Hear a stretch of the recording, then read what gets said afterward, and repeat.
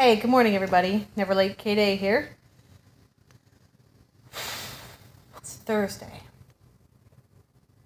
February 22nd, I believe. Maybe the 23rd. Who knows?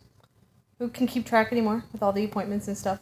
Anyway, today's vlog is going to be about a couple things that recently, in this old brain of mine, came to mind and made a lot of sense for me. The first thing that I just couldn't wait to share was an epiphany that I had while I was driving home from TheraPlay on Tuesday. And, I throw myself, a little pity party, because, I can.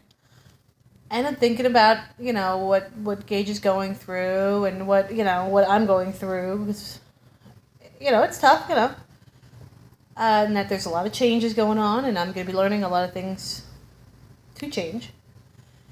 And I said to myself, it's funny how outspoken you must be. I don't know if I'm using the right term, outspoken, but how tough, how much you're willing to voice your opinion, your needs, your concerns.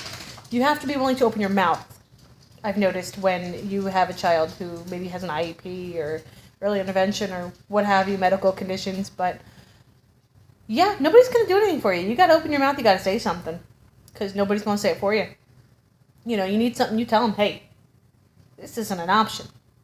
You're doing this, and we need this, and he needs that. Totally not in my nature. I've always been quite reserved and shy, and sometimes I just won't say anything because, God forbid I say the wrong thing, or I have trouble using my voice. But I don't have a choice anymore. I literally don't have a choice. And I thought to myself, I get it, God. I just figured out why you gave me Gage and why he is special needs. And I got it. It was like, oh, I get it. You're helping me. This is how I'm going to, because it has, obviously affected me negatively before, not being able to have a voice for myself, and whatnot. And I said, oh, he already knows that I need things kind of just, don't give me the option to figure it out on my own. Just push it in my face, and I have to figure it out. That's just the way I've always been. So, thanks, God. I guess that's one way to get me to open my mouth and speak up for myself, essentially, and that's by having to speak up for the child that I adore and love, immensely. So that was the first thing. What else was there? Oh, well, I'm getting a new SI today, which is called Special Instruction Therapy. I still don't really understand what it does, but I also had kind of a iffy first instructor. I've had her for about a year now. I've had her, and I think I didn't really understand her job title because she never actually did it. You know what I mean? A lot of the time she actually called me, or she would text me. Actually, she never really called. She would text me and tell me she can't come for personal reasons, and then she would never make up the session for that week. Mind you, she was only once a week. So we went weeks and weeks without a session. And technically, you're not really supposed to do that in the business. I mean, you're required to make up the session if it is the instructor's fault for the no-show. Will you? Yes, I admit sometimes Gage was sick too, but not often at all. And it was mostly her just calling out for reasons, personal reasons, which I understand.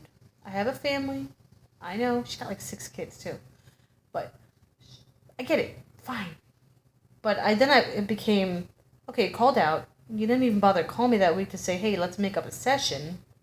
And then that happened repeatedly, which was getting to be obnoxious. And I was feeling, because I have no voice for myself, I was feeling walked all over. And I was getting walked all over because I was too gentle and because I'm a stay-at-home mom, I try to help other moms out where I can in my availability, so I will be more flexible in my availability. I won't be, you'd be here now at this time, do. If she needed to switch because another working mother or a medically fragile child needed to switch spots, fine, great, I'll work it out, no problem. I'm happy to help. But it got to be too much. It got to be, a constant lack of regard for me and for my son. And that's pretty much the first time I've ever really spoken up for him and said, this is ridiculous. My son needs, deserves, and requires more of you. Mind you, I didn't tell her. I told her boss because I'm not ballsy like that. I have a girlfriend who is ballsy like that, but I am not ballsy like that. So she was switched out, and I'm actually meeting a new one today, and her name is not going to be said because this is YouTube. But I'm excited because she apparently has a lot of ABA training, and I'm still, of course, waiting for that call back from Lenape, Behavioral Health, about the ABA therapist that'll be coming out due to the autism diagnosis. Haven't heard back yet for my whopping 2 hours a week.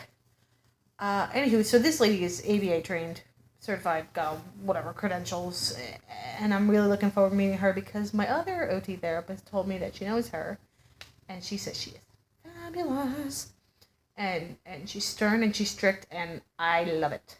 I need that. That's what I feed off of. That's what I think Gage will feed off of.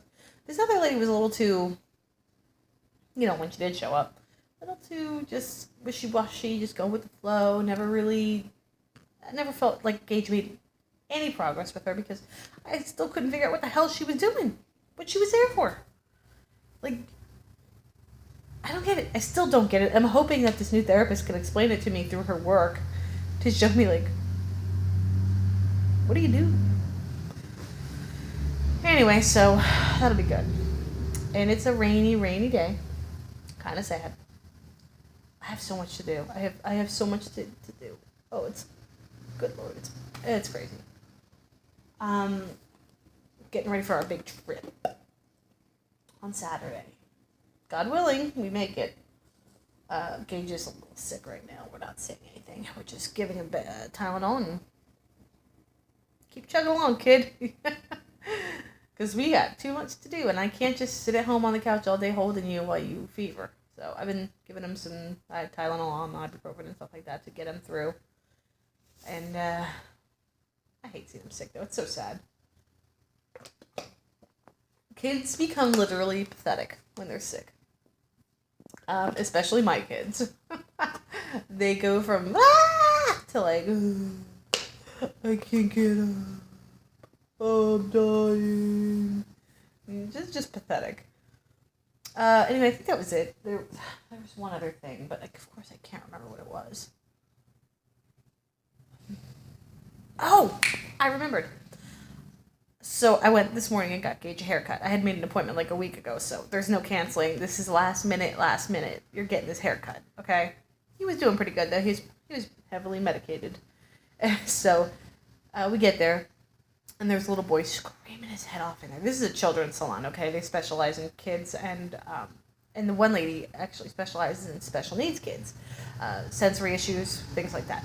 So I don't know if this child had issues or if the mother didn't know he had issues yet or what the deal was. I didn't make a scene because that's not my business.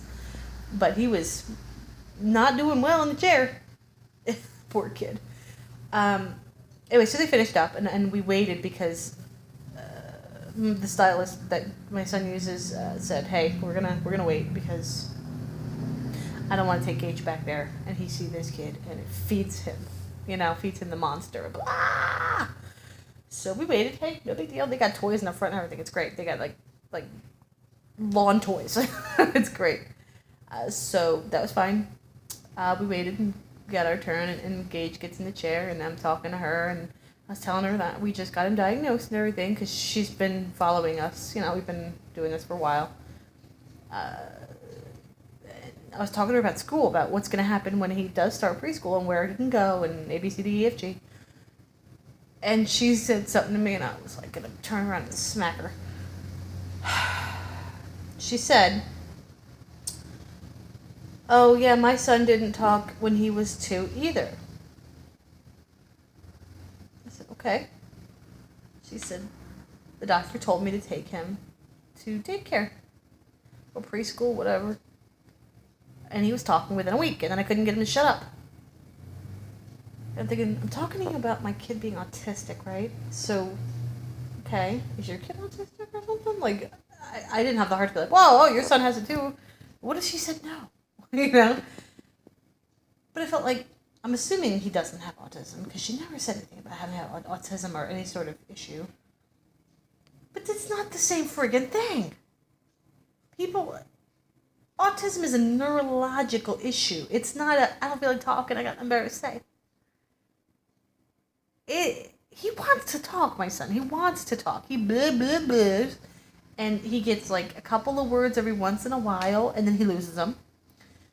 And then he gets new words, and then he loses them. It's not the same thing as being outspoken by an older sibling. Okay? It's totally different. I wish people would stop saying, "Oh, send him to school. That'll get him to talk." Or, "Once Sissy goes to school," which she already does. She's been in school this whole year. It's February. She started in September. Plus, she went to preschool last year. It's not the same thing. It's not, "Oh, well, once the other one's out of the way, maybe this one will talk more." I thought so too. I hoped so too. Not the case. My son has a neurological disorder. It is not because he doesn't want to talk, or, he thinks he's Stewie from Family Guy. I mean, it's not like that.